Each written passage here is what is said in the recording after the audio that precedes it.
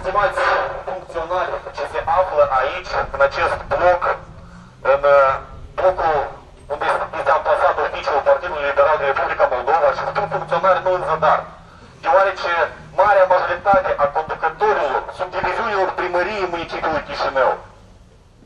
Sunt membri PL. Anume ei își permit ca astăzi noi în municipiul Chișinău să avem un dezastru. Dezastru la propriu, nu la figurat.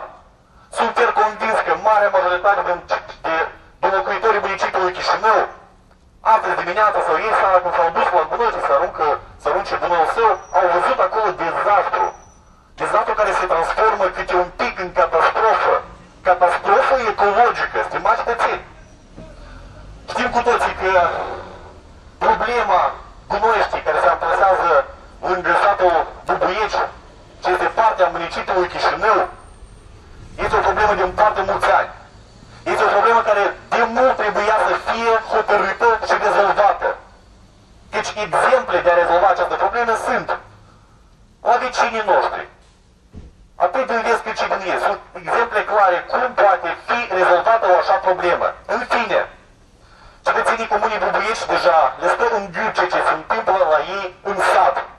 Căci ei nu pot răsufla deja zeci de ani cu aer curat. Deci nu mai zic de locuitorii municipiului care se confruntă cu aceasta în fiecare vară.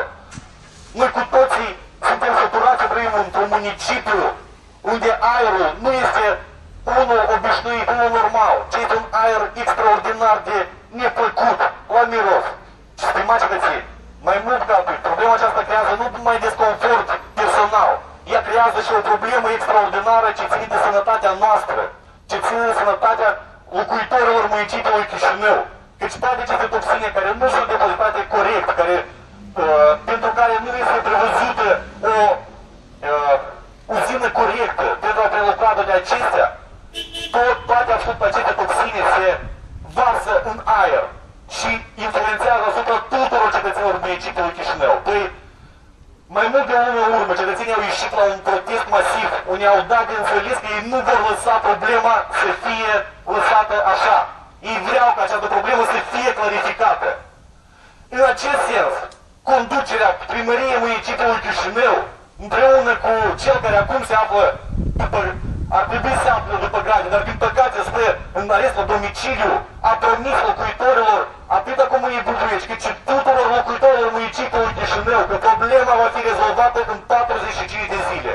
Stimați cetățeni, a trecut acest termen de promisiune. Dar, din păcate, așa și-a rămas la nivel de promisiune.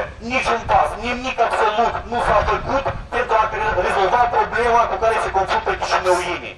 Stimați cetățeni, mai mult ca atât, cunoașteți că locuitorii comunii Bubuieci acum se află în protest. Dar, din păcate, aici, la noi în municipiu, tot se întâmplă o catastrofă. Noi toți vedem ce se întâmplă lângă Gunoiește. Că Gunoiește deja se rup și sunt zăbrite în vânt mii de gunoiește, de pliculițe, de tot ce vrei. Orașul se transformă într-o gunoiește la mod propriu. Și de asta noi am venit astăzi aici să chemăm la obrazul, dacă a mai rămas încă, acelor care stau aici și precis că ne ascultă și ne aud, dar nu iesă aici să spună măcar un cuvânt, măcar ceva, cetățenul care aici s-au strâns, să explice că este o problemă și că ei trebuie să rezolve. Dodon la tomberon? Dodon la tomberon? Dodon la tomberon? Nu, noi chemăm... Dodon la tomberon! Asta e mizeria voastră! Pute orașul din cauza voastră! Serios?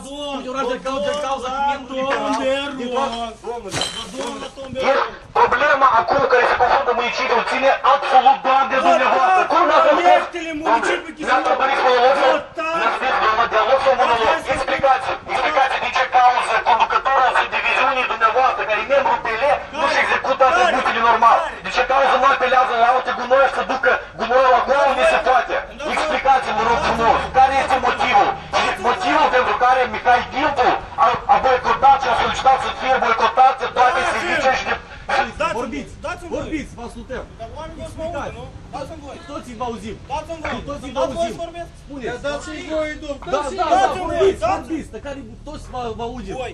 Așa, Nu așa. boicotați ședințele Consiliului Local, dați-i dar voi, votați dați-i proiecte microfon. acolo. Așa, dar noi ce facem? Dar noi ce Pentru facem? Chișinău. Asta nu e răspuns la întrebare. Direct răspuns din ce cauză, din ce cauză. Dar dați-mi un argument, că așa cum este, cum spuneți dumneavoastră, dați-mi un argument. Domnule, dumneavoastră Dați-mi ați un văzut argument, nu umblați cu minciunile, ca la mine ca la un bloc, Stalin, la băi. fel ca și la blocul O să tuturor vină se află vremea când o să dumneavoastră vă plină, mături de aici plină. toți Domnule, socialiștii. răspuns, Și iet gunoi. Iet gunoi. rușine. Iet Liberale! Rușine! Liberale! Rușine! Liberale! Rușine! Liberale! Rușine! Rușine! Rușine!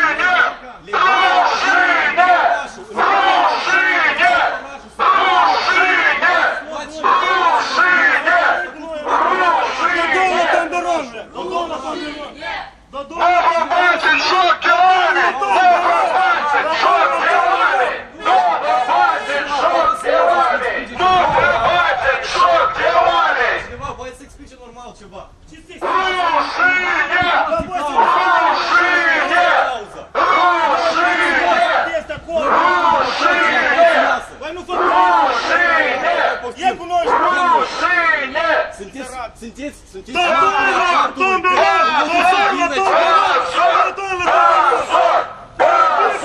martorii faptului cum, în loc să iasă un membru de conducere să explice cetățenilor care s-au strâns care este situația și cum va clarifica ei situația creată la noi în municipiu, în loc să iasă o persoană adecvată care cunoaște situația și care are măcar careva viziuni cum poate fi aceasta clarificată, au trimis un cetățean care nici nu a putut explica esențial ceva normal cetățenilor care s-au strâns. Ei au o întrebare simplă. Cum noi putem clarifica problema cu care se confruntă acum municipiul? El, în loc să explice cetățenilor acest fapt, face trimitere la ceea că Consiliul Municipal nu se strâng în ședință și nu votează proiect decizii. Așa, e foarte bine așa cum se strâng majoritatea creată împreună cu Pele și alții, care votează sute și mii de întrebări funciare, în timp ce acestea, conform legii, trebuie să fie trecute prin licitații funciare. El aceasta nu o poate spune și el nu a spus niciun cuvânt, sunteți martori, nu a spus niciun cuvânt care ar relata cum poate fi rezolvată problema la noi în municipiu.